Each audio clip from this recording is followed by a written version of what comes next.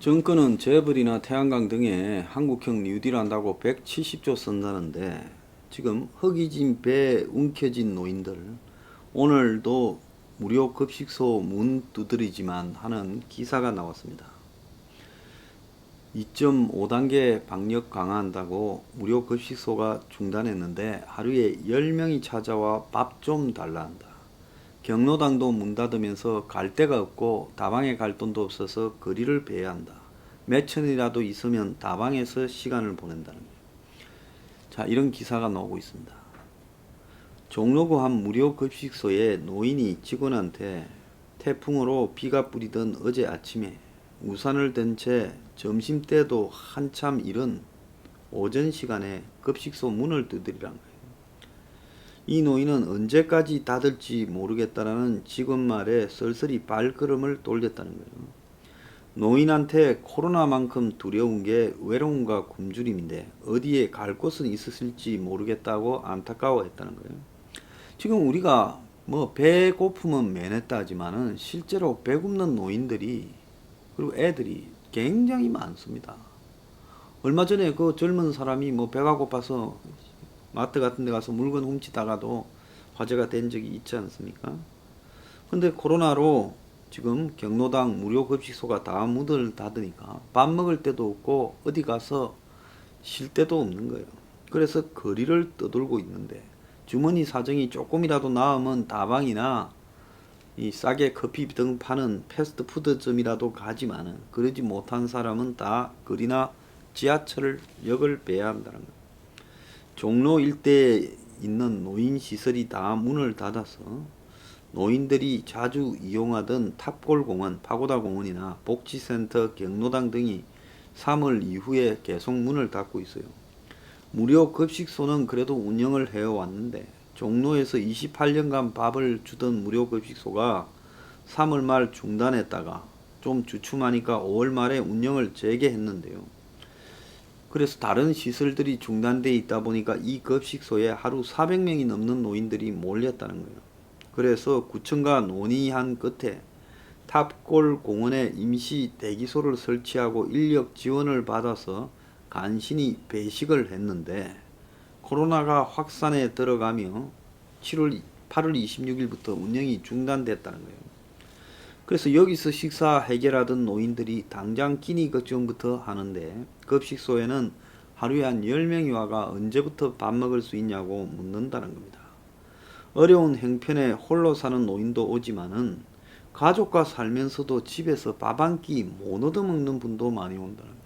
참 충격적인 사실입니다. 그래서 오전 11시 반부터 배식을 하는데 이게 줄이 400명이 넘어가면 밥을 못 먹으니까 90명이 넘는 노인들이 아침에 6시 반부터 밥 한 끼 먹으려고 줄을 서서 번호표를 받는다는 거예요. 이 밥 한 끼가 얼마짜리겠어요? 원가로 따지면 한 2,000원이나 되겠습니까? 근데 이 밥 한 끼 먹으려고 아침 6시 반부터 줄 선다. 이게 지금 국민소득 3만 불 대한민국의 실상입니다. 문가리가 한국형 뉴딜이라며 디지털 뉴딜, 그린 뉴딜 망할 때 또 그 안에 뭐 24조짜리 사회 안전망이 있을 때 이 사람들 사회 안전망은 어디 갔어요? 노인은 죽어도 되고 노인은 밥 굶어도 됩니까? 젊은 애들만 그냥 용돈 나눠주듯이 돈 나눠주면 되는 거예요? 몇 천 원에도 빈부격차가 극명하게 갈린대요. 몇 천 원이라도 있으면 탑골 공원 안에 다방이나 패스트푸드점에 간다는 거예요. 종도 상가역 앞에 맥도날드 같은 데는 노인들이 늘상 붐비고 한 다방은 아침 시간에도 빈자리가 없다는 거예요.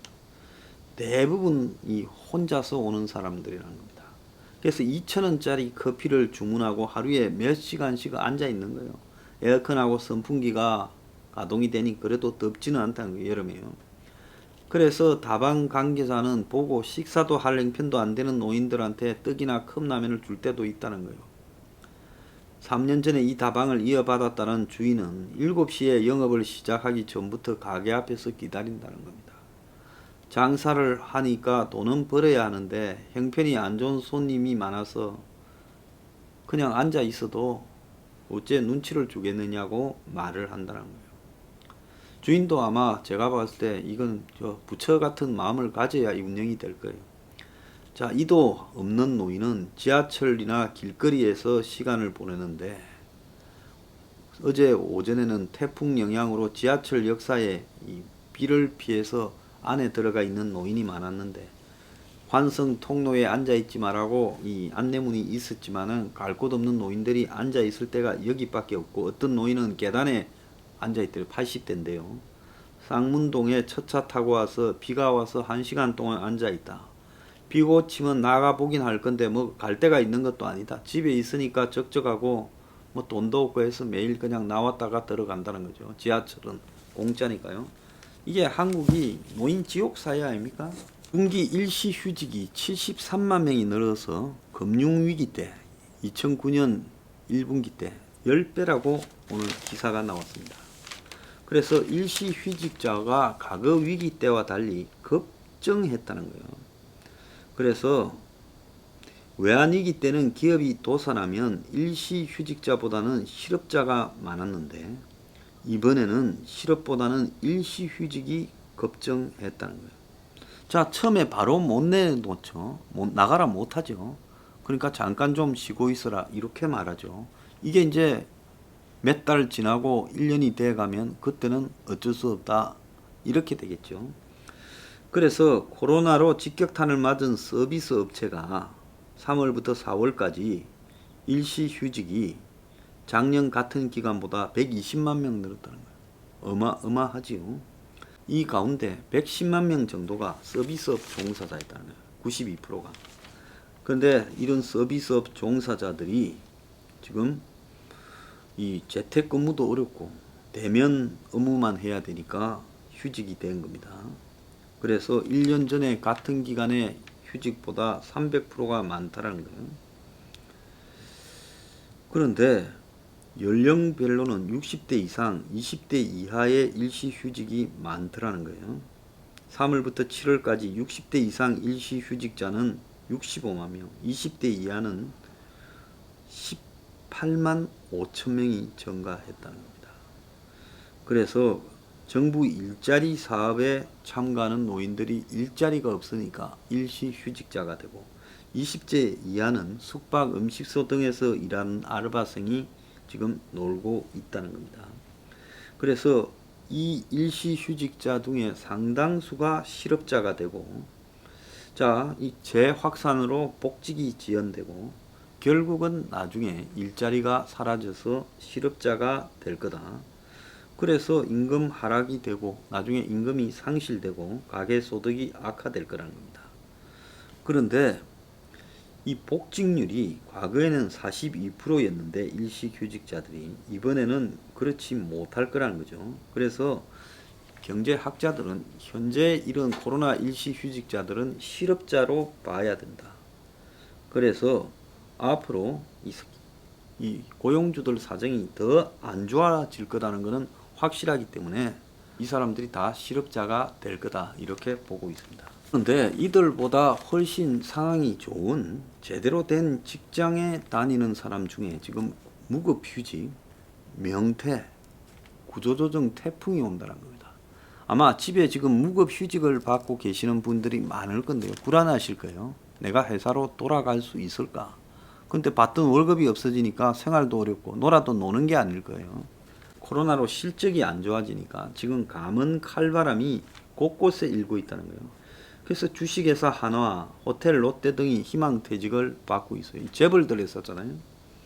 자, 이스타항공은 뭐 잘 알다시피 지금 매각 위에 정리해고하는데 지금 제주항공에 팔라다가 잘 안 되고 있죠.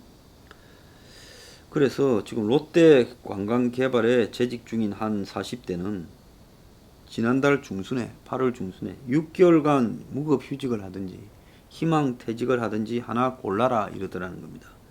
그래서 희망퇴직을 선택하면 실업급여와 퇴직금은 받지만 사실상 재취업이 어렵다라고 보고 일단 무급휴직을 이렇게 선택을 할 것 같은데 무급휴직을 하면 아이들 학원비도 지금 당장 못 내니 그리고 희망퇴직을 하면 다시는 직장에 못 들어갈 것 같으니 40대니까요. 고민에 빠져 있다는 거예요. 이런 사람이 한둘이 아닐 거예요. 그래서 실적 악화 그리고 산업 구조 재편 등이 되면서 희망퇴직을 비롯한 기업 구조 조정이 이제 본격화되고 있어요. 지금 주로 서비스 기업 위주로 되고 있지만은 지금 이제 생산직이나 이런 데도 지금 소비가 안 되고 투자도 안 하니까 결국은 수출도 잘 안 되고요. 이제 전부 이렇게 구조 조정에 들어갈 겁니다. 주식회사 하나는 무역을 하는 회사인데 수출이 잘 안 되니까 전 직원을 대상으로 희망퇴직을 받고 있다는 겁니다. 자, 무역 부분에는 지난해 상반기 입사한 신입 직원을 포함해서 265명의 정규직 직원이 있는데 작년에 4분기에 32억 원 손실봤대요. 영업손실요. 근데 올해 1분기에는 188억의 영업손실을 받고 2분기에는 63억의 영업손실을 봤대요. 그래서 이제 해외 지사격인 사무소 6곳 수익성이 좋지 않은데 문을 닫아버렸다는 거예요. 그래서 이제 본사도 구조조정을 하겠다. 그건 직원이 별로 많지도 않은 무역회사에서도 지금 구조조정에 들어갔다는 거예요. 자, 이스타 항공은 뭐 1300명 중에 600명을 지금 줄여야 되는 상황이 된다는 거예요. 자, 제주항공이 손을 들고 인수 안 하겠다 해버렸습니다. 그런데 희망퇴직은 91명밖에 없어요. 왜 그러겠어요? 희망퇴직하면 갈 데가 없어요. 다 버티고는 있는 거예요. 그런데 직원을 절반으로 줄여야 그나마 인수할 때가 나올지 모른다는 겁니다. 그래서 정리해고자 명단을 8일날 발표한다는 거예요. 호텔 롯데도 명퇴 제도를 사실상 도입했다는 거예요. 그래서 58세 이상 직원인 사람들 한해 하프 임금, 즉 임금 50%만 지급하고 지금 명예퇴직을 받든지 두 개 중에 선택하라는 거예요. 그러니까 이 절반만 받든가 나가든가 하라. 그래서 사실상 구조조정으로 본다는 겁니다. 그러니까 이 곳곳에서 기업들이 대기업도 이러니 중소기업은 오죽하겠어요. 얼마 전에 한 달 실업급여가 1조가 넘었다고 놀랍다 했는데 이제 1조 2천억에 가고 있어요. 연말쯤 되면 2조가 훨씬 넘을 거예요. 그런데 이런 게 희망퇴직이나 구조조정, 무급휴직이 다 빙산일각이라는 겁니다. 우회적인 전환 배치 등을 통해 가지고 구조조정을 하는 기업이 상당수라는 거예요. 한 항공사는 해외 지점에 대한 대대적인 통폐합을 진행 중이라는 겁니다. 그래서 해외 지점장들이 국내로 복귀해도 자리가 없는 상황이라 자연스럽게 지금 사표를 낼 수밖에 없다라는 겁니다. 자, 실업자는 아니지만 조업 중단 등으로 일시 휴직해 있는 사람들이 외환위기나 금융위기보다 더 많다는 거예요. 그래서 1분기, 2분기 일시 휴직자가 아까 말한 것이 작년에 같은 기간보다 각각 46만, 73만 명이 더 많다는 겁니다. 그래서 120만 명쯤 된다는 거예요. 일시 휴직자가 외환위기 때, IMF 때 3분기에 12만 명, 외환위기가 제일 심했던 98년 3분기에 12만 명, 금융위기 때 제일 심했던 2009년 1분기에 7만 명 수준이었는데 이것보다 지금 훨씬 많아지고 있다는 거예요. 그래서 앞으로 고용이나 경제 상황이 나아질 가능성은 없기 때문에 제조업 일자리도 줄어들고 비경제 활동 인구가 급증하는 재난 상태로 가게 될 거다. 그래서 정부 예산으로 일자리를 만드는 미봉책보다는 구조조정 인력들을 재교육해서 딴 데로 배치해야 한다는데 지금 정부가 한국형 뉴딜 하는 꼬라지를 보면 재교육은 고사하고 그런 거하고는 전혀 관계없는 일을 하고 있습니다. 이 상황에서 지금 퇴임 때 나라 빚을 410조로 늘린다는 문정권이 공기업 빚도요 지금 100조 늘려서 472조에서 571조로 만든다고 합니다. 돈 쓰는 데는 천재적인데요. 지금 쫓겨나고 밥 굶는 국민들은 위하지 않습니다.